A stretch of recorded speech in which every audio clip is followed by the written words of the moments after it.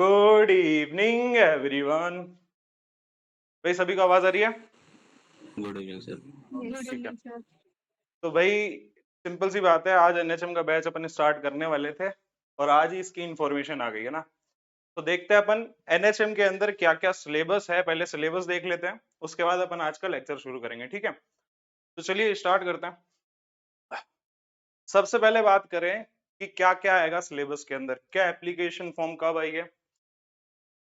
Application form जो है वो 10/10/25, मतलब आज से अपन एप्लीकेशन फॉर्म भर सकते हैं और अपने पास पूरा पूरा 1 महीने के आसपास है एप्लीकेशन फॉर्म भरने के लिए। ठीक है, दूसरी बात करी जाए कि ये पूरा टोटल क्वेश्चन कितने आएंगे, 150 क्वेश्चन इसके अंदर आएंगे। ठीक है, जैसे एआईपीजीडी की अपन बात करें तो एआईपीजीडी में 120 क्वेश्चन आते हैं ना, इसके अंदर कितने आएंगे, 150।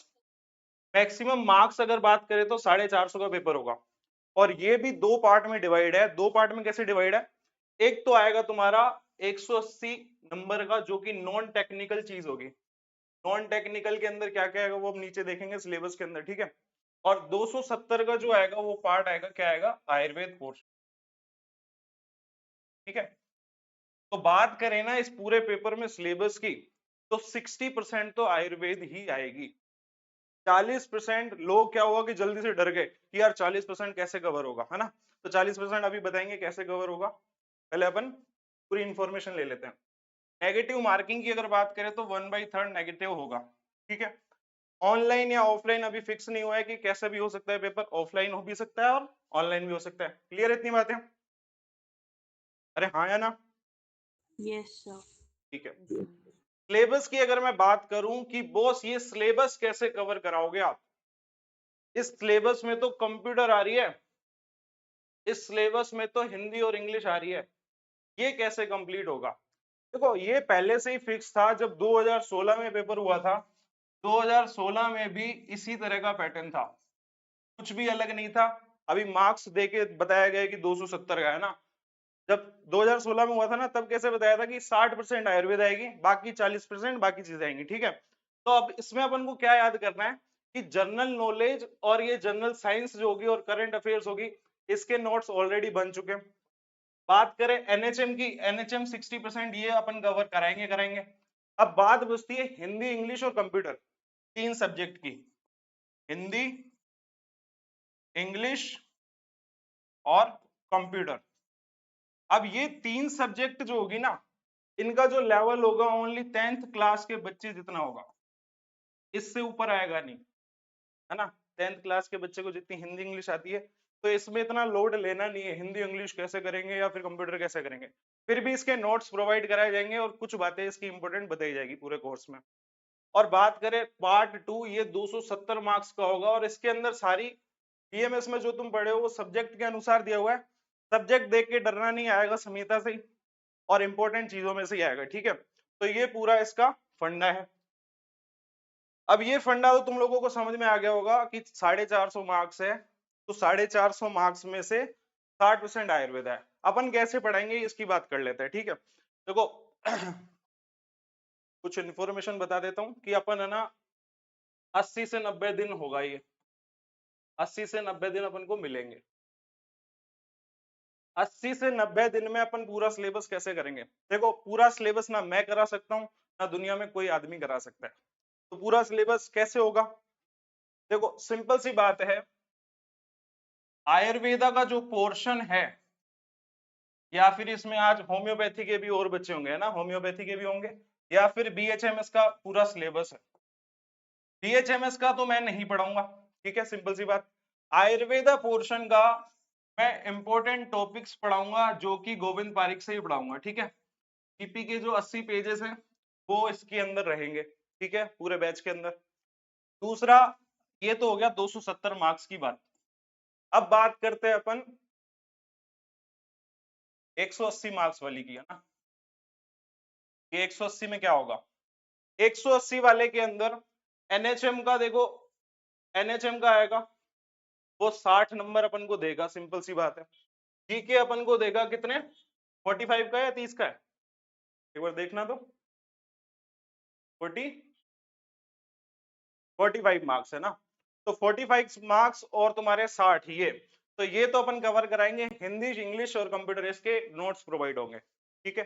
दूसरा, इस बैच के अंदर तुमको क्या मिलेगा, इस बैच के अंदर तुमको ये मिलेगा कि हर दिन 50 क्वेश्चन मिलेंगे, रैंडम क्वेश्चन गोविंद पारिक के।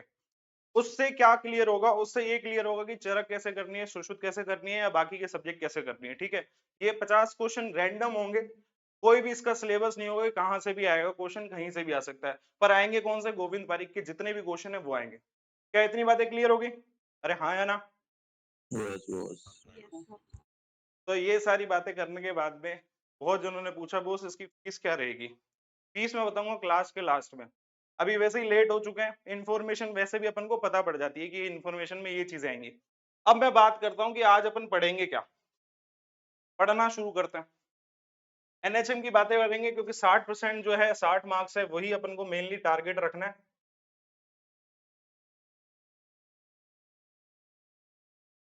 क्या आवाज सबको सुनाई दे रही है? कोई Yes, इशू sir. आवाज में? स्क्रीन सबको अच्छे से दिख रही है? Yes, sir. तो स्टार्ट करते हैं अपन। सबसे पहले आज का टॉपिक क्या है? आज का टॉपिक एनएचएम से रिलेटेड ही सारी योजनाएं हैं, राजस्थान सरकार में क्या क्या योजनाएं हैं, या भारत सरकार ने क्या क्या योजनाएं निकाली, उसके अकॉर्डिंग राजस्थान ने क्या किया गया, वो सारी बातें अपन पढ़ेंगे। तो राजस्थान की सरकार की मुख्य योजना आज का टॉपिक है, और मिशन एनएचएम 2025। सिलेक्शन लेने के लिए एक सिंपल सी बात है, ये जो 90 दिन है उसमें ना आपको जॉब पे जाना है, ना आपको कहीं जाना है, बस 90 दिन पढ़ना है और कुछ नहीं करना है। अगर और कुछ कर रहे हो तो सिलेक्शन क्लियरली नहीं होगा, ठीक है। तो सबसे पहले बात करते हैं, आज अपन क्या पढ़ेंगे उस टॉपिक की बात करते हैं। तो आज कौन सा दिन है? आज की डेट क्या है? 10 अक्टूबर। आज की डेट है 10 अक्टूबर। और आज क्या है, कौन सा त्योहार है आज? करवा चौथ।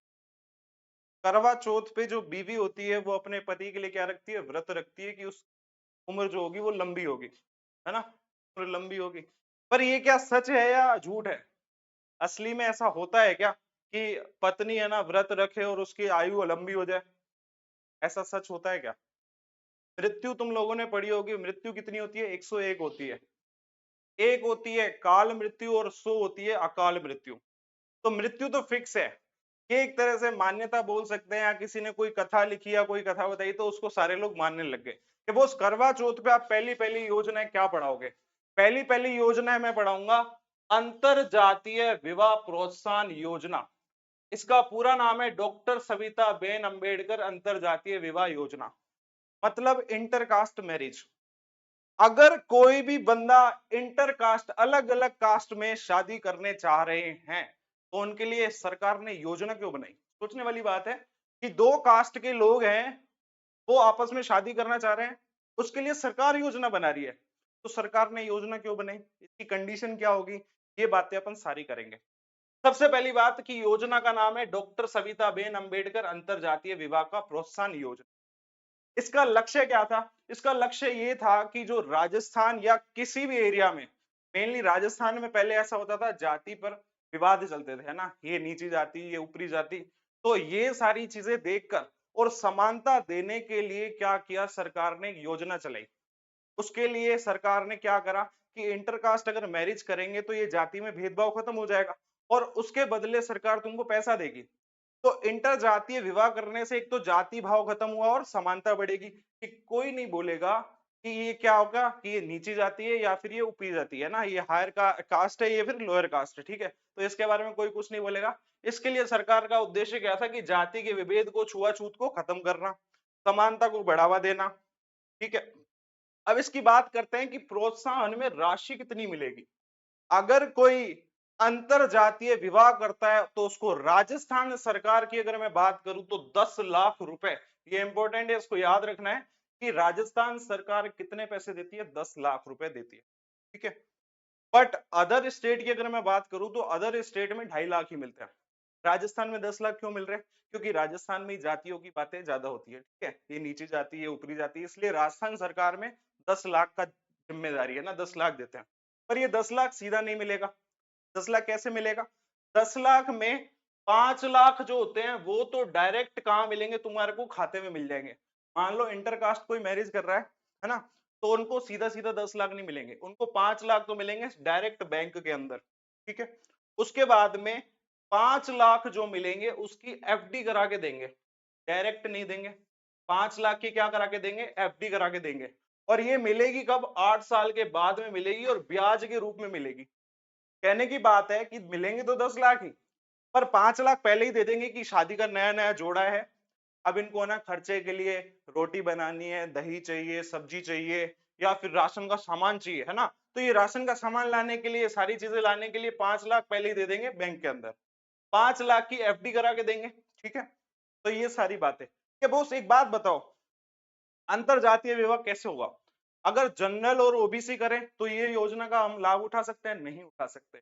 जनरल और जनरल विवाह करें तो कोई प्रोत्साहन नहीं।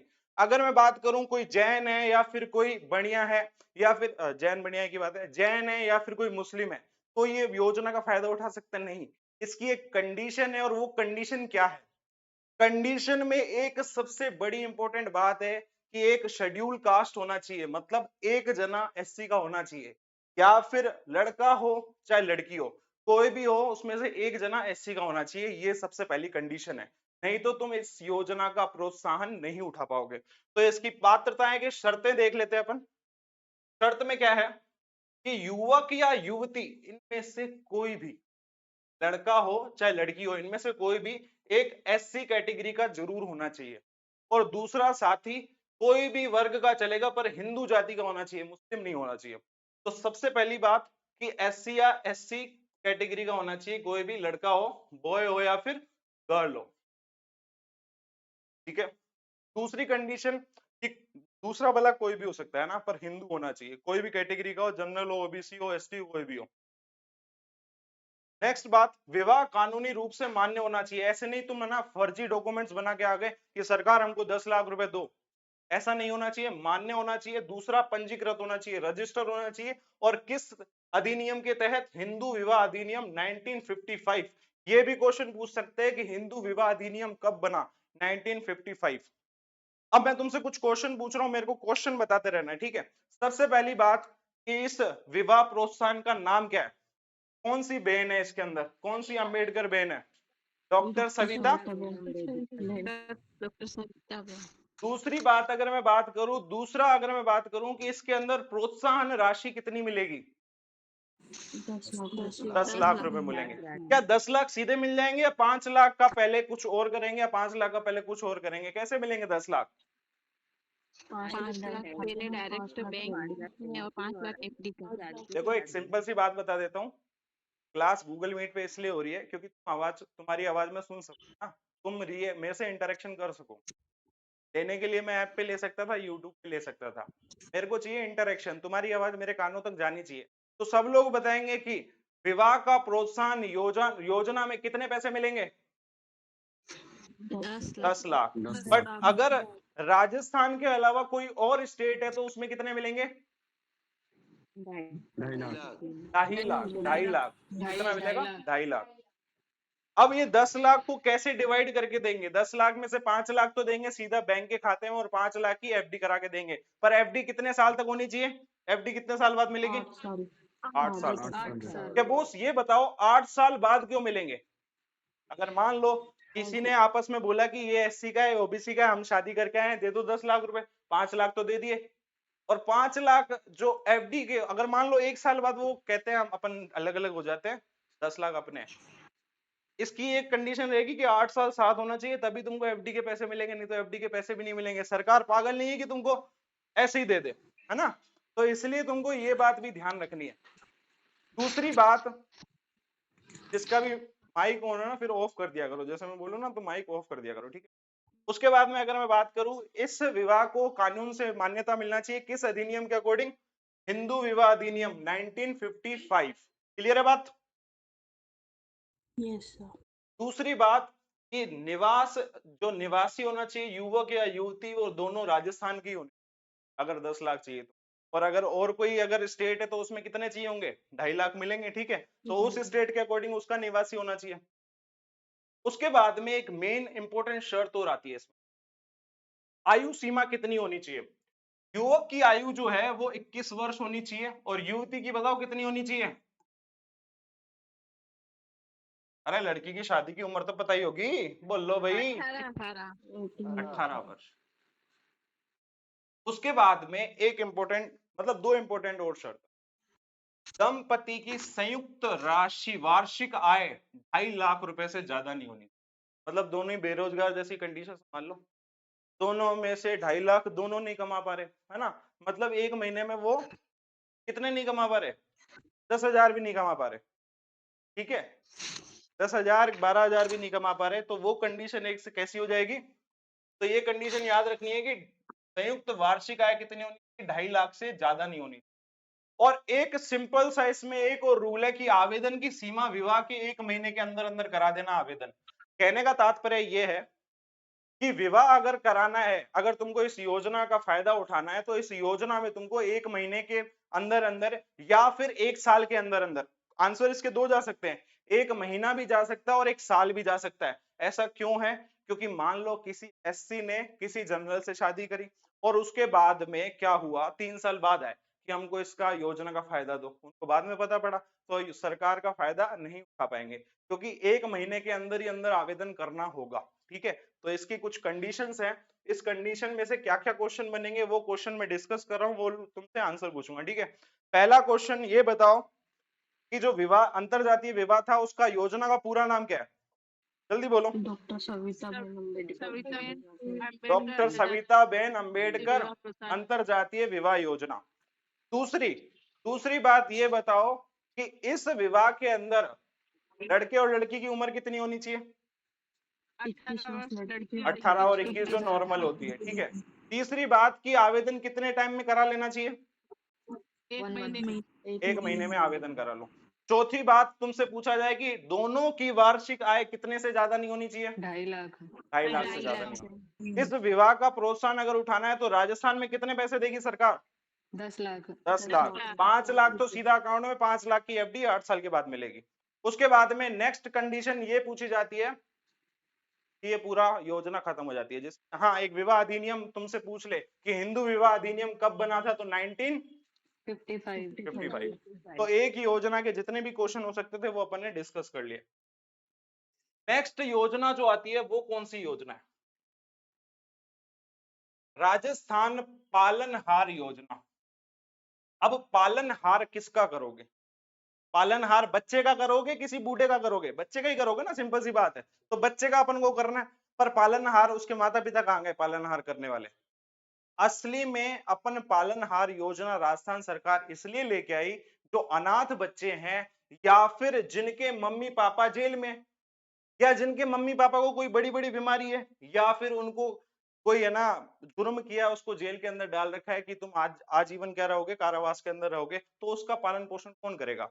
सरकार ने सोचा कि इसके दोनों के मम्मी पापा क्या है कि दोनों ही जुर्मी है ना, कोई ना कोई जुर्म करके आए, तो बच्चे का ध्यान कौन रखेगा? बच्चे का ध्यान रखने के लिए इसको अनाथालय में तो नहीं भेज सकते। अनाथालय से मुक्ति लाने के लिए कि अनाथालय में नहीं जाए बच्चा, अलग से इसका कोई संरक्षण रखे, और संरक्षण रखने वाले को पैसे मिलेंगे कि तुम इस बच्चे का संरक्षण रखो, तुमको पैसे देंगे, तुम इसका भी ध्यान रखो, अपना भी ध्यान रख लोगे। तो इसलिए ये भारत सरकार, राजस्थान सरकार क्या लेके आई? पालनहार योजना लेके आई। किनके लिए स्पेशली लेके आई? जो अनाथ बच्चे जिनके मम्मी पापा नहीं है, या फिर मम्मी पापा या तो कोई बीमारी से ग्रसित है, या फिर उनकी कोई जुर्म किया हुआ जेल के अंदर बंद है ना, कोई मर्डर करके आए हैं, वो दोनों ही जेल के अंदर है। जैसे अभी नीला वाला ड्रम रखा था, नीले वाले ड्रम में किसको डाल दिया था? अपने पति को। चल रहा है ना आजकल नीले ड्रम, तो नीले ड्रम वाली कोई कंडीशन हो जिसके दोनों ही जुर्मी, अब उसका बेटा तो जो हो गया वो तो पागल हो गया बीच में, क्या मेरी क्या गलती? तो इसलिए ये लेके आया पालनहार योजना। अब इस योजना का उद्देश्य क्या है? अनाथालयों से मुक्ति, मतलब अनाथ और निराश्रित बच्चों को अनाथालय भेजे बिना ही, अनाथालय नहीं भेजना, परिवार के अंदर ही निकटतम कोई रिश्तेदार के द्वारा ही उसका पालन पोषण सुनिश्चित करना। इसका मेन उद्देश्य तुमको याद रखना है कि अनाथालयों से मुक्ति दिलाना, कोई आसपास का पड़ोसी परिवार वाला ही क्या करे? बच्चे की पालन पोषण और सुरक्षा करे। अब पालनहार जो होता है वो कौन होता है? जो बच्चे की देखभाल करता है उसी व्यक्ति को क्या बोलते हैं? पालनहार बोलते हैं, ठीक है। उसके बाद में इससे होगा क्या? इससे बच्चे का जो होगा वो आर्थिक सामाजिक और शैक्षणिक विकास होगा। आर्थिक में मतलब बच्चा अच्छे से रह पाएगा ना, अनाथालय में तो कैसे भी रह सकता है, अगर आर्थिक उसको सहायता दी, पैसे अगर उसको दिए तो वो अच्छे से रह पाएगा। दूसरा सामाजिक, वो सोशल रूप से सबसे मिल पाएगा, अपने परिवार के आसपास ही रहेगा, सब लोगों से मिलेगा। अनाथालय में तो एकदम अलग ही रहेगा ना। तीसरी बात आती है शैक्षणिक, उसको क्या मिलेगी, आंगनवाड़ी में फ्री में मिलेगी, सारी चीज पढ़ेगा, विद्यालय में सारी चीज फ्री होगी, सरकारी स्कूल की सारी चीजें वो उठा सकता है, लाभ उठा सकता है। तो तीनों तरह का विकास होता है, आर्थिक, सामाजिक और शैक्षणिक। इसमें से क्वेश्चन तुमसे क्या पूछ सकता है कि बताओ बच्चे का विकास होता कैसा नहीं है, मानसिक नहीं होता, ठीक है। तो आर्थिक है, सामाजिक है और शैक्षणिक है, ये तीन तुमको चीजें याद रखनी है। लाभार्थी श्रेणी कौन होगा, अनाथ बच्चा ही इसका फायदा उठा सकता है। अब इसका फायदा उठाने की पात्रताएं क्या क्या है, कौन कौन से बच्चों को ये पालनहार योजना मिल सकती है, देखो ये इंपॉर्टेंट है। अगर न्यायिक प्रक्रिया के द्वारा मृत्युदंड या आजीवन कारावास मिला हुआ है माता पिता को, तो उस बच्चे को ये पालनहार की योजना मिल सकती है। दूसरा, अगर कोई विधवा हो या फिर पुनः विवाहित महिला है, उसके बच्चे को भी कौन सी मिल सकती है, पालनहार योजना मिल सकती है, विधवा को भी। दूसरा, कोई HIV एड्स या कुष्ठ रोग या सिलिकोसिस से अगर माता पिता है पीड़ित, तो उस बच्चे को भी क्या मिल सकती है, पालनहार योजना मिल सकती है। दूसरा, अगर माता पिता खुद ही विकलांग है तो बच्चे का कौन ध्यान रखेगा। तो ये जो कंडीशंस है, तुमसे क्वेश्चन पूछा जा सकता है कि इन कंडीशंस में क्या पालनहार योजना मिलती है, हाँ इन कंडीशंस में पालनहार योजना मिलती है। अब इससे हेल्प कितनी करेंगे, पैसा कितना मिलेगा, मेन तो सबको यही होता है ना कि पैसा कितना मिलेगा। बॉस फीस कितनी होगी एनएचएम की, बताओ ना, बहुत दिन हो गए बता नहीं रहे एनएचएम की फीस कितनी होगी। तो सबको किससे मतलब है, पैसों से मतलब है। पर अपन को एनएचएम में पैसे कितने मिल रहे हैं, 28,500। कोई नहीं, परमानेंट तो है, 50 है बस, 500 50 है नहीं है। बस, ठीक है, ये 50 कर लिया। 450 450 ज्यादा बता दी नहीं मैंने, कोई दिक्कत नहीं। 50 रुपए, कोई तुम जूस पीना डेली, और क्या डेली भी नहीं पी सकते, महीने में एक बार पी सकते हो 50 रुपए का, कोई दिक्कत नहीं। बात करते हैं मासिक आर्थिक सहायता कितनी मिलेगी। देखो ये 2023 के अकॉर्डिंग बता रहा हूँ। अगर 0 से 6 वर्ष तक का बच्चा है तो उसको पालने के लिए पैसे कम लगेंगे, छोटे बच्चे को, तो उसको तो अपन कम पैसे देंगे, मतलब 1500 रुपए पर मंथ, हर महीने 1500 रुपए, कम नहीं होते 1500 में, 1500 में बच्चा कर सकता है सारी चीजें, है ना। 6 से 18 वर्ष तक के बच्चों को 2500 रुपए पर महीने मिलेंगे। तो अगर 0 से 6 वर्ष तक का बच्चा है, ये जो हाईलाइट किया हुआ है ना, ये इंपॉर्टेंट पॉइंट है यहीं से मोस्टली, ठीक है। तो 0 से 6 वर्ष तक का बच्चा है तो उसको कितने पैसे मिलेंगे, 1500। और अगर 6 से 18 वर्ष तक का है तो उसको कितने पैसे मिलेंगे, 2500 रुपए। तो 1500 और 2500 मिलते हैं 0 से 6 और 6 से 18। क्लियर बात। नेक्स्ट क्वेश्चन, अब इसमें एक कंडीशन है, कंडीशन ये है कि बच्चा जो होगा ना उसको आंगनवाड़ी में पढ़ना जरूरी है। अगर 0 से 6 साल का है तो वो आंगनवाड़ी में पढ़ना जरूरी है। अगर वो आंगनवाड़ी में नहीं जाता तो उसको पैसे नहीं देगी सरकार। अगर वो 6 से 18 साल का है तो उसको स्कूल जाना जरूरी है। अगर बोले कोई माता पिता आके या उसका कोई परिजन आके बोले कि हमारे बच्चे को दे दो परिवार कल्याण योजना, बच्चा क्या करता है, खेती करने गया है, खेत में काम कर रहा है, तो उसको नहीं मिलेंगे। बच्चे को ये जरूर सुनिश्चित करेगी सरकार की 0 से 6 वर्ष तक का है तो वो आंगनवाड़ी में होना चाहिए, और 6 से अधिक वर्ष का है तो उसको विद्यालय के अंदर या कोई शिक्षा संस्थान के अंदर जाना अनिवार्य है। वही बंदे को क्या मिलेंगे, 1500 और 2500, ऐसे नहीं देगी सरकार पैसा, ठीक है। तो ये कंडीशन है, इस कंडीशन को अपन को याद रखना है कि आंगनवाड़ी में होना चाहिए 0 से 6 वर्ष तक का बच्चा, और 6 से ज्यादा है तो फिर वो स्कूल में होना चाहिए। क्लियर है बात।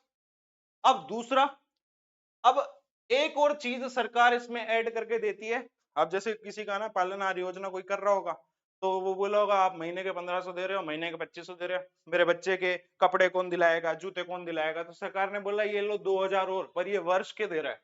वार्षिक अतिरिक्त सहायता कितनी मिलती है, 2000 प्रति वर्ष। इसके लिए कपड़े, जूते, स्वेटर, स्टेशनरी, इसके लिए कितने मिलते हैं, 2000 पूरे वर्ष में मिलेंगे।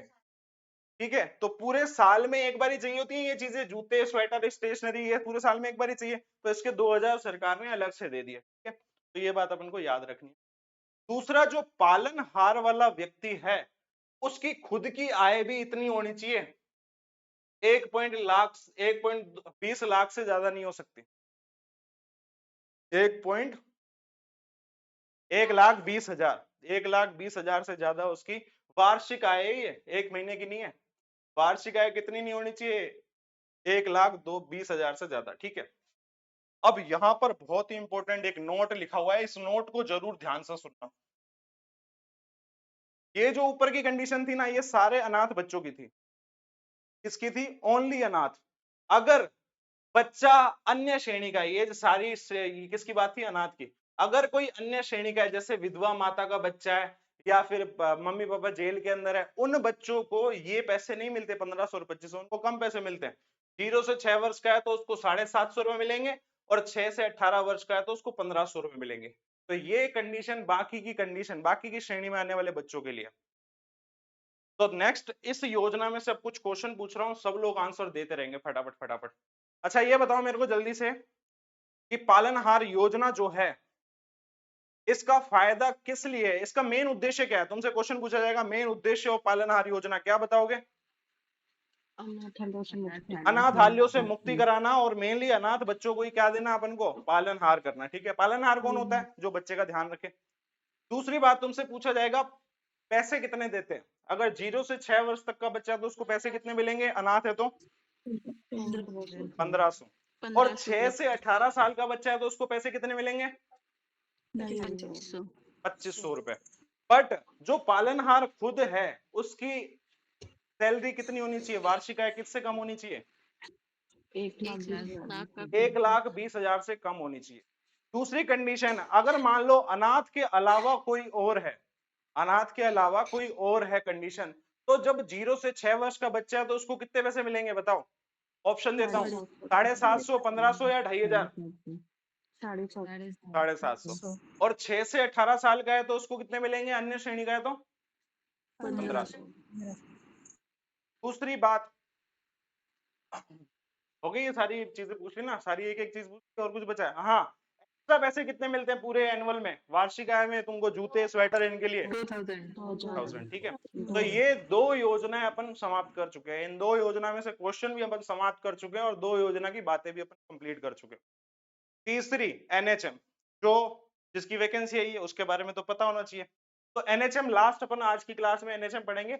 इसके बाद जो दूसरी क्लास होगी उसमें क्या पढ़ेंगे? अभी इसके बाद दूसरी क्लास भी है ना, 45 मिनट की ये क्लास है, 45 मिनट की दूसरी क्लास होगी जिसमें अपन मॉडर्न पढ़ेंगे और राजस्थान की जीके पढ़ेंगे, ठीक है। तो अभी 45 मिनट ये पढ़ो। अभी कितने हो गए? कुछ टाइम बचा होगा ना, 10-15 मिनट। एनएचएम पढ़ेंगे। अब एनएचएम क्या होता है, वो एनएचएम की वैकेंसी आई है, क्यों आई है, क्यों एनएचएम वैकेंसी देता है अपन को, क्यों आयुष डॉक्टर उसमें चाहिए? तो सबसे पहले बात, एनएचएम क्या होता है? एनएचएम की फुल फॉर्म राष्ट्रीय स्वास्थ्य मिशन या फिर नेशनल हेल्थ मिशन। असली में ये एनएचएम नाम से शुरू नहीं हुआ था, असली में ये जो शुरू हुआ था एनआरएचएम, एनआरएचएम से नाम से ये शुरू हुआ था। असली में एनआरएचएम जब शुरू हुआ था वो स्टार्ट हुआ था 2005 में, 2005 में। तो 2005 में जब एनआरएचएम शुरू हुआ तो एनएचएम क्यों लेके आए? असली में एनआरएचएम कब चालू किया था? 2005 में किया था। ये मेनली ग्रामीण लोगों के लिए, national rural health mission. Rural मतलब ग्रामीण लोग जो गांव में हैं। गांव में मान लो अगर कोई स्त्री प्रेग्नेंट है तो उसको फटाफट से कैसे लेके जाएं, हॉस्पिटल में कैसे लेके जाएं, उसकी डिलीवरी कैसे कराएं। तो इसलिए अपन सरकार ने सोचा यार गांव वालों को तो सुविधा मिल नहीं रही, तो उनको सुविधा देने के लिए, हेल्थ की जितनी भी बढ़िया बढ़िया फैसिलिटी है उनको सुविधा देने के लिए पहले एनआरएचएम निकाला। और एनआरएचएम कब निकाला? 2005 में। उसके बाद में नेक्स्ट इस एनआरएचएम को बदल दिया और एनआरएचएम को लास्ट में इसमें एक चीज और जोड़ दी, एनयूएचएम। एनयूएचएम में यू का मतलब होता है अर्बन, मतलब शहरी प्रदेश के लोग, शहरी लोग। अब 2013 में एनएचएम क्यों लेके आए? क्योंकि देखो गांव में तो मिल ही रही थी सेवा, फिर बोला शहर वालों ने यार हम तो ऐसे ही हैं क्या, तुम गांव गांव का ही सोच लो, फिर शहर का विकास क्यों कर रहे हो? तो शहर वालों ने भी बोला हमको भी चिकित्सा की सेवाएं चाहिए। तो एनआरएचएम और एनयूएचएम मतलब एक अर्बन मतलब शहरी और रूरल मतलब ग्रामीण, दोनों को जोड़ के क्या बनाया? एनएचएम बनाया। इन दोनों को जोड़ने के बाद में जो बना ना वो बना NHM। ये NHM बना। और NHM अगर तुमसे क्वेश्चन पूछे कि कब स्टार्ट हुआ तो इसका आंसर जाएगा 2013। ये वेरी वेरी इंपॉर्टेंट है। NHM क्यों इंपॉर्टेंट है? ये AIPGT हो, CRA भी हो, कोई भी MO का एग्जाम है, सब में ये NHM पूछा जाता है। ठीक है, तो NHM में क्या क्या याद रखना है? सबसे पहले NRHM आया। NRHM कब आया? 2005 में 2005 में। 2013 में इसका नाम चेंज करके क्या कर दिया? NHM कर दिया। इसमें क्या जोड़ा गया? NRHM और NUHM दोनों को जोड़कर क्या बनाया गया? NHM। इसका मेन उद्देश्य क्या था? नाम ही नेशनल हेल्थ मिशन है, तो इसका मेन उद्देश्य क्या होगा कि ग्रामीण को भी और शहरी लोगों को भी क्या मिले? अच्छी हेल्थ की सुविधा मिले। यही तो होगा इसका एम। और क्या होगा? तो देखते हैं, आगे बढ़ते हैं।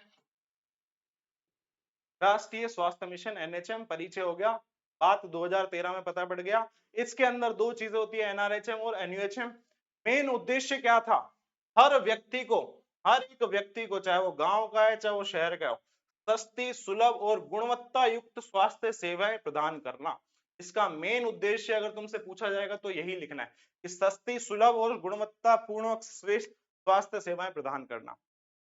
NHM जो होता है, दो कंपोनेंट होते हैं उसके अंदर, एक होता है NRHM, एक होता है NUHM। NRHM मतलब रूरल और U मतलब होता है अर्बन। तो 2005 में स्टार्ट हुआ NRHM। और NUHM कब जोड़ा गया? ये भी क्वेश्चन पूछ सकता है कि NRHM में NUHM कब जोड़ा गया, तो आंसर क्या लगा, क्या होगा? 2005 या 2013? 2013। ठीक है, तो ये बात हो जाती है। इसके बाद में बात करते हैं कि इससे फायदा क्या क्या हुआ, इसके मेन ऑब्जेक्टिव्स क्या थे, क्या क्या मेन उद्देश्य थे। सबसे पहले मातृ मृत्यु दर और शिशु मृत्यु दर, IMR और MMR, इनको घटाना। अभी मैंने बताया कि यार प्रेगनेंसी तो भाई हर जगह होती है, गांव हो चाहे शहर हो, प्रेग्नेंट तो हर कोई होता है।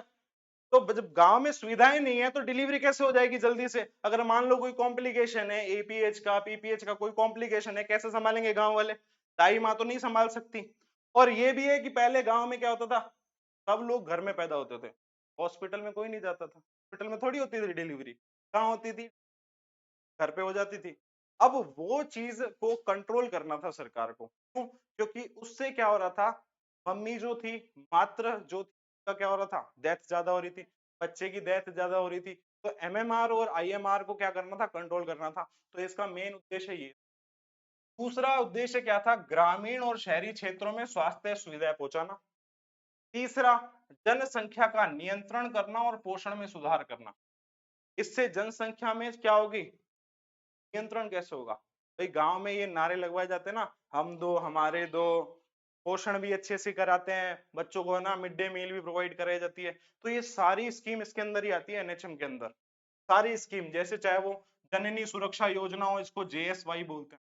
ये भी पूछ सकता है तुमसे NRHM में, सिंपल सा, JSY की फुल फॉर्म बताओ। तो इसकी फुल फॉर्म क्या होगी? जननी सुरक्षा योजना। क्या होगी? सब लोग बोलोगे, 1 2 3 बोलो भाई, क्या होगी? JSY का मतलब क्या होता है? उसके बाद में आती है JSSK। JSSK मतलब क्या होता है, किसी को पता है क्या? जननी शिशु हाँ, जननी शिशु सुरक्षा कार्यक्रम। RBSK ये सब क्या है? इनकी फुल फॉर्म पूछ सकता है तुमसे। ये सब की फुल फॉर्म अभी आगे आएगी, है ना? अभी हाँ, राष्ट्रीय बाल स्वास्थ्य, ठीक है। ये सारी अभी तुमको फुल फॉर्म बताई जाएगी, टेंशन मत लेना। अगर किसी को मान लो नहीं आ रही ना, लिखनी है उसको, तो आगे है लिखी हुई, ठीक है। तो ये सारी इसके अंदर ही आती है। स्वास्थ्य सेवाओं में आयुष प्रणाली या आयुर्वेद को शामिल करना। अब स्वास्थ्य में आयुष प्रणाली को शामिल कर लिया, तभी तो आयुष डॉक्टर की वैकेंसी निकाल रहे हैं NHM। तो ये तो इंपॉर्टेंट होता ही है, यहाँ से क्वेश्चन आते ही है। दूसरा, राजस्थान में NHM कब शुरू हुआ? 2005 में हो गया। NRHM से, ये NRHM है। NRHM कब शुरू हुआ? 2005 में। और NHM कब हुआ? 2013 में। पता ही पड़ गया। अब इसको कौन कंट्रोल करता है? NHM की वैकेंसी कौन निकाल रहा है? NHM को कौन देख रहा है? अलग अलग स्टेट में कौन देख रहा है या डिस्ट्रिक्ट में कौन देख रहा है? तो उसकी बात करते हैं। सबसे पहले बात करते हैं राजस्थान का। जैसे बात करें स्टेट लेवल को, NHM को कौन संभालता है? पूरे स्टेट को। जैसे राजस्थान की कोई भर्तियां निकालेगा तो कौन निकालेगा? कौन इसका मेन आदमी है? अपना तो राजस्थान में कौन है, आलोक राज ही है क्या? आलोक राज ही है क्या? वही तो ट्वीट करते रहते हैं। तो देखो हाँ सर सबसे वही पहले है। बात करें राज्य स्तर पे संभालने वाले लोग कौन कौन है। एक तो इस मिशन का डायरेक्टर होता है, पूरे स्टेट का एक डायरेक्टर होता है मिशन डायरेक्टर, और दूसरा होता है स्टेट प्रोग्राम मैनेजमेंट यूनिट। मतलब अगर कोई स्टेट में एनएचएम की बातें करनी है तो स्टेट में संभालने वाले ये दो लोग हैं, एक तो मिशन डायरेक्टर होगा कोई, या फिर एक स्टेट प्रोग्राम मैनेजमेंट यूनिट होगी। कोई एक यूनिट होती है पूरे स्टेट की, और एक कौन होता है, डायरेक्टर होता है। तो दो लोग होते हैं स्टेट लेवल पे संभालने के लिए। अब डिस्ट्रिक्ट लेवल पे या जिला स्तर पर कौन संभालेगा? डिस्ट्रिक्ट में सबसे बड़ा अधिकारी कौन होता है? सीएमएचओ होता है। जब इंटर्नशिप कंप्लीट होती है तो सीएमएचओ के पास सीधे जाते हो। तो डिस्ट्रिक्ट लेवल पर कौन संभालता है एनएचएम को? सीएमएचओ संभालता है। और उसके बाद में डिस्ट्रिक्ट प्रोग्राम मैनेजर संभालता है, डीपीएम। तो दो जने डिस्ट्रिक्ट में संभालते हैं, सीएमएचओ और डीपीएम। डीपीएम मतलब डिस्ट्रिक्ट प्रोग्राम मैनेजर। असली में मैम का मत समझ लेना, मैनेजर है तो अपने आप डिस्ट्रिक्ट प्रोग्राम तो आ ही जाएगा, ठीक है। नेक्स्ट आता है ब्लॉक। अब ब्लॉक पे कौन संभालता है? ब्लॉक पे ब्लॉक मेडिकल ऑफिसर संभालेगा, बीएमओ बोलते हैं जिसको। और एक ब्लॉक प्रोग्राम मैनेजर संभालेगा जिसको बीपीएम बोलेंगे। ये डीपीएम है, ये बीपीएम है, ये डिस्ट्रिक्ट प्रोग्राम है और ये ब्लॉक प्रोग्राम है ना। उसके बाद में अब पीएससी सीएससी और इन पे कौन संभालता है? इन पे ये लोग संभालते हैं, ANM GNM pharmacist medical officer AMO, ठीक है तो भर्तियां निकली है, एएमओ, इन सब लोग ये काम कहां संभालते हैं? पीएससी। तो सबसे मेन कौन है एनएचएम का खिलाड़ी जो स्टेट लेवल पे देखता है? Mission director. और दूसरा कौन सी यूनिट है? State programme unit, state programme management SPM है ना। जहां से अगर स्टेट की बात है तो एसपीएम, अगर डिस्ट्रिक्ट की बात है तो डीपीएम, और अगर तुम्हारे ब्लॉक की बात है तो बीपीएम, है ना। पर मेन डायरेक्टर स्टेट का होता है। उसके बाद में डिस्ट्रिक्ट पे कौन संभालेगा? डिस्ट्रिक्ट पे बड़ा कौन? सीएमएचओ। और उसके बाद में ब्लॉक पे कौन बड़ा? बीपीओ, ठीक है। तो ब्लॉक बीएमओ ना, ब्लॉक मेडिकल ऑफिसर। और उसके बाद में नेक्स्ट अगर तुम्हारे पीएससी सीएससी पे सबसे बड़ा दमदार आदमी कौन होता है? यही होते हैं, एएनएम जीएनएम फार्मासिस्ट और एएमओ। देख लो तुम्हारा स्तर यहीं आ रहा है, सबका अपना स्तर कहाँ आ रहा है? यहाँ पे आ रहा है। अपन स्टेट लेवल पे नहीं, पर अपन अगर यूनाइट हो जाए तो अपन स्टेट लेवल पे भी खेल जाएंगे। बात है यूनिटी की। आयुर्वेद में सबसे बड़ी कमी यूनिटी। नेक्स्ट बात करते हैं कि एनएचएम के अंदर मेन में योजनाएं कौन सी है। अपन ये सारी योजनाएं पढ़ेंगे, जैसे जननी सुरक्षा योजना जिसको जेएसवाई बोलते हैं। ये फुल फॉर्म याद रखना, ये फुल फॉर्म सारी आएगी, जेएसवाई। दूसरा आता है जेएसएसके, ये योजना नहीं है, ये कार्यक्रम है, जननी शिशु सुरक्षा कार्यक्रम, जेएसएसके, इंग्लिश में याद रखना। उसके बाद में आरबीएसके, ये बहुत ही ज्यादा इंपॉर्टेंट क्वेश्चन है। इस आरबीएसके में से एम्स में क्वेश्चन आया हुआ है, सीएचओ के पेपर में आया हुआ है, एक और पेपर होता है अलग से, है ना, हेल्थ का ही, तो उसमें भी एएनएम जीएनएम में भी बहुत क्वेश्चन इसके बहुत ज्यादा पूछे जाते हैं। इसके राष्ट्रीय बाल स्वास्थ्य कार्यक्रम, आरबीएसके, राष्ट्रीय बाल स्वास्थ्य कार्यक्रम, ये भी क्या है? कार्यक्रम है। जहां पीछे के लग रहा है वो कार्यक्रम, वाई लग रहा है योजना, है ना। उसके बाद में बात करते हैं राष्ट्रीय किशोर स्वास्थ्य कार्यक्रम, आरकेएसके। ये तुमसे पूछ लेगा, बताओ आरकेएसके क्या है? तो राष्ट्रीय किशोर स्वास्थ्य कार्यक्रम। फिर नेक्स्ट इसके अंदर प्रोग्राम आता है मिशन इंद्रधनुष, और नेक्स्ट इसके अंदर आता है कायाकल्प प्रोग्राम। ये सारे प्रोग्राम अपन को पढ़ने हैं, है ना, ये सारे अपन पढ़ेंगे। पर एनएचएम के बारे में क्वेश्चन क्या क्या आता है मैं तुमसे पूछ रहा हूँ, मेरे को फटाफट फटाफट आंसर देते रहना। बताओ एनआरएचएम कब स्टार्ट हुआ? जल्दी बोलो। 2005 एनयूएचएम कब जोड़ा एनआरएचएम में? 2013 2013। एनएचएम कब स्टार्ट हुआ अगर तुमसे पूछ ले तो क्या बताओगे आंसर? 2013। 2013 मेन उद्देश्य क्या था? मेन उद्देश्य ये था कि इनको सस्ती सुलभ और गुणवत्ता पूर्वक, सस्ती सुलभ और गुणवत्ता पूर्वक क्या कराया जाए? प्राप्त कराई जाए। इससे हुआ क्या? इससे क्या क्या और उद्देश्य बताए? कि एमएमआर कम हो, आईएमआर कम हो, ठीक है। दूसरा क्या था? जल्दी बोलो, दूसरा क्या पढ़ा तुमने? जनसंख्या नियंत्रण और पोषण में सुधार।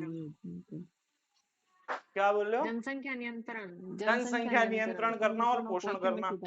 पोषण में सुधार। और नेक्स्ट क्या था? याद करो, जननी सुरक्षा योजना और बहुत सारी योजना इसके अंतर्गत आती है। अब ये बताओ कि JSY जो होता है, अच्छा छोड़ो, उससे पहले कौन कौन है ना देखता है, स्टेट लेवल पे कौन देखेगा? Mission mission director. उसके बाद में डिस्ट्रिक्ट लेवल पे कौन देखेगा? CMHO। अगर मैं बात करूं तुम्हारा ब्लॉक में, ब्लॉक स्तर पर कौन देखेगा? ब्लॉक मेडिकल ऑफिसर, ठीक है। उसके बाद में अगर मैं बात करूं तुम्हारे हॉस्पिटल में कौन देखेगा? PSC CSC में ANM GNM फार्मासिस्ट और तुम, ठीक है।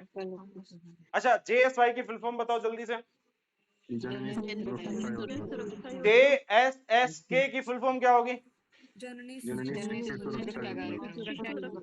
अगर तुमसे पूछ ले बताओ RKSK की फुल फॉर्म क्या होती है, तो बताओ RKSK की फुल फॉर्म। राष्ट्रीय किशोर स्वास्थ्य कार्यक्रम। RBSK की फुल फॉर्म क्या होगी? ठीक है। उसके बाद में अगर तुमसे पूछ ले और किस कौन कौन होते हैं इसके अंदर, मिशन इंद्रधनुष होता है, और दूसरा कौन सा होता है? कायाकल्प होता है। ये 3 प्रोग्राम पढ़े हैं और तीनों इंपॉर्टेंट है। और कल वाला जो प्रोग्राम है ना, जननी सुरक्षा योजना, ये बहुत ज्यादा क्वेश्चन पूछा जाता है। नेक्स्ट जो आएगा वो जननी सुरक्षा योजना आएगा। पर अब इससे कुछ उपलब्धियां और बता दी। उपलब्धि ये मिली कि 70% स्वास्थ्य को मिल गया। हाँ, एक और इम्पोर्टेंट बात है ना, ग्रामीण क्षेत्रों में सेवाएं 70% प्राप्त हो चुकी है। NHM ये बोलता है कि इतनी हमने ग्रामीण सेवाएं पहुंचा दी, ये गांव में आंगनवाड़ी है, बहुत सारी चीजें लगवा दी, ठीक है। उसके बाद में इंस्टीट्यूशनल डिलीवरी कराना। अब इसका मतलब क्या होता है इंस्टीट्यूशनल डिलीवरी कराना? वही जो मैंने तुमको बताया कि घर में जब बच्चा होता था ना, तो उसके मरने के चांसेस बहुत ज्यादा होने लग गए। तो सरकार ने क्या करा कि इसको किसी हॉस्पिटल में PSC ले जाकर क्या कराओ, इसकी डिलीवरी कराओ। उसके वजह से उसको सरकार क्या देगी? पैसे भी मिलेंगे, ठीक है। उसके क्या मिलेंगे? पैसे भी मिलेंगे। तो ये सबसे बड़ा फायदा रहा कि सरकार ने सोचा कि घर पे अगर डिलीवरी करा रहे हैं तो बच्चे के ऊपर, माँ के ऊपर खतरा है, तो इंस्टीट्यूशनल डिलीवरी पर बढ़ावा मिला। दूसरा, महिला जो गांव की थी, जो आशा ANM थी, उनको क्या मिला? रोजगार मिला। आयुष चिकित्सकों की नियुक्ति सभी जिलों में हुई। इसके वजह से तुम्हारी नियुक्ति हो रही है, वरना तो नियुक्ति भी अपन को कहीं नहीं मिलेगी, है ना। तो इसके वजह से नियुक्ति भी हो रही है। तो ये सारी चीजें से NHM के बारे में थी। क्या इतनी बातें क्लियर हो गई? 3 प्रोग्राम आ गए सबको? जल्दी बोलो। तो एक तो पहला प्रोग्राम कौन सा पढ़ा, जल्दी बोलो? अंतर जातीय विवाह, उसका नाम क्या था? सविताबेन, डॉक्टर सविताबेन अम्बेडकर। दूसरी योजना कौन सी पढ़ी? पालनहार योजना। तीसरी योजना कौन सी पढ़ी? NHM के बारे में पढ़ा, ठीक है। तीनों को अच्छे से पढ़ लेना। दूसरी बात, ये जो बुक है, ये बुक बन रही है ना पूरी, अगर मान लो ये बुक दिवाली तक कंप्लीट हो गई सिलेबस के अकॉर्डिंग, आज के सिलेबस के अकॉर्डिंग, तो ये दिवाली तक आ जाएगी। वरना फिर इसके तुमको सॉफ्ट कॉपी ही प्राप्त होगी, ठीक है। अगर प्रोसेस पूरी हो जाए तो दिवाली तक ये प्रोसेस छप के ये पूरी बुक रेडी हो जाएगी। अगर मान लो बाई चांस कोई किसी वजह से, किसी एरर की वजह से ये बुक कंप्लीट नहीं हो पाई, तो ये बुक नहीं मिलेगी, इसकी सॉफ्ट कॉपी मिल जाएगी जो जो अपने ज्वाइन करेगा, ठीक है। दूसरी बात देखो, इसकी क्लास तो डेली लगेगी NHM की, उसके साथ में अभी दूसरी क्लास होगी। अभी तुमको 8 मिनट का ब्रेक मिलेगा, ठीक है। फिक्स 7 बजे क्लास स्टार्ट होगी किसकी? नेक्स्ट, जिसमें मॉडर्न आएगी और थोड़ी आयुर्वेद का पोर्शन आएगा, ठीक है। मॉडर्न या फिर जीके स्टार्ट करेंगे, ठीक है। आयुर्वेद की बात अपन बाद में करेंगे, थोड़ा जीके पढ़ेंगे और थोड़ा मॉडर्न। क्या इतनी बातें क्लियर है?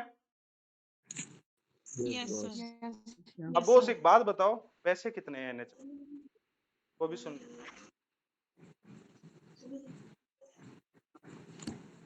देखो सीधी बात बोल रहा हूँ, नो बकवास। 10 जने क्या बोलते हैं क्या नहीं बोलते, मैं बोल रहा हूँ कि 2 महीने में 3 महीने में सिलेबस कोई भी कवर नहीं होता। एक संहिता ही पढ़ते हैं अपन, चाहे वो चरक संहिता का एक पार्ट हो चाहे दूसरा पार्ट हो। बट मेरे अंदर ये तरीका है कि मैं पूरे चीज को कंपाइल करके तुमको पढ़ा सकता हूँ। उसके लिए तुमको ये नहीं कि बॉस आपने पैसे ले लिया, आपको पूरा पढ़ाना है, ये करना है, वो करना है, अगर नहीं ज्वाइन करना मत करना, सीधी बात है ना। ऐसे नहीं बोल रहा कि जबरदस्ती मेरे पास ज्वाइन करो, सीधी बात बोल रहा हूँ, ठीक है। क्या क्या कंप्लीट कराऊंगा वो सुन लो। NHM की ये सारी योजना, सारी स्कीम राजस्थान की जितनी भी होगी वो सारी कंप्लीट होगी। जीके का पोर्शन पूरा कंप्लीट कराऊंगा। राजस्थान का जीके जो इंपॉर्टेंट चीजें आएंगी ना, आज पढ़ेंगे वो भी, वो भी देख लेना, कुछ डेमो तुमको पता पड़ जाएगा क्या कैसे पढ़ेंगे, ठीक है, वो सारी बातें आएंगी, ठीक है का। तीसरी बात अगर मैं बात करूं तो आयुर्वेदा के जो जीपी के पॉइंट है ना 80 पेजेस के, वो कंप्लीट कराने की प्रोसेस रहेगी। तीन चीज ये रहेगी।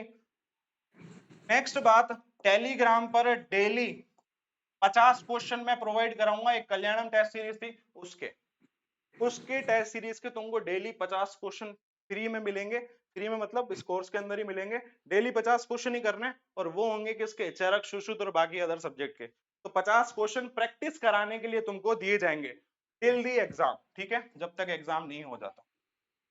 हाँ, जो पहले, ये नहीं कि ऐसे ही दे दूंगा बना के, तो PYQ होते हैं, प्रीवियस ईयर क्वेश्चन, वही मिलेंगे तुमको डेली 50, जिससे तुम्हारी प्रैक्टिस हो जाए बिना कुछ करे, ठीक है, एक तो ये मिलेगा। दूसरा, इसके अंदर हिंदी हो गई, इंग्लिश हो गई और कंप्यूटर हो गई। इसका मेरे से दिमाग मत लगवाना इतना कि बॉस इसमें दिमाग लगाओ, हिंदी इंग्लिश कंप्यूटर पढ़ाओ। हिंदी इंग्लिश कंप्यूटर तुमको आनी चाहिए। एनएचएम ने इसलिए बोला है कि तुमको ना 10वीं तक का चीजें आनी चाहिए, हिंदी इंग्लिश आनी चाहिए, टेंस आने चाहिए, बट मैं इसके भी तुमको मेन नोट्स बना के तुमको प्रोवाइड कराऊंगा। कंप्लीट करना, इसकी क्लासेस लूंगा, ऐसे नहीं कि इसको भी छोड़ूंगा, इसकी जहां तक वो मैं क्लासेस लूँ, ठीक है, कि कंप्यूटर की मेन नॉलेज दे दी, हिंदी की दे दी और इंग्लिश की दे दी। बाकी इसके अलावा और क्या मिलेगा इस कोर्स के अंदर, इसके अलावा मैं तुमको ऐप पर चैप्टर वाइज क्वेश्चन प्रोवाइड करूंगा, चैप्टर वाइज क्वेश्चन जैसे चरक के, सुश्रुत के, बाकी अदर संहिता के, है ना, सब्जेक्ट के। ऐप पर पूरा क्वेश्चन बैंक तुमको मिलेगा, जिसमें से तुम लोग क्या कर सकते हो, जैसे एक स्थान पढ़ा तो एक स्थान के सारे क्वेश्चन कर लिए, ठीक है, दूसरा स्थान पढ़ा तो दूसरे स्थान के सारे क्वेश्चन कर लिए, तो ये क्वेश्चन बैंक मिलेगा, ठीक है।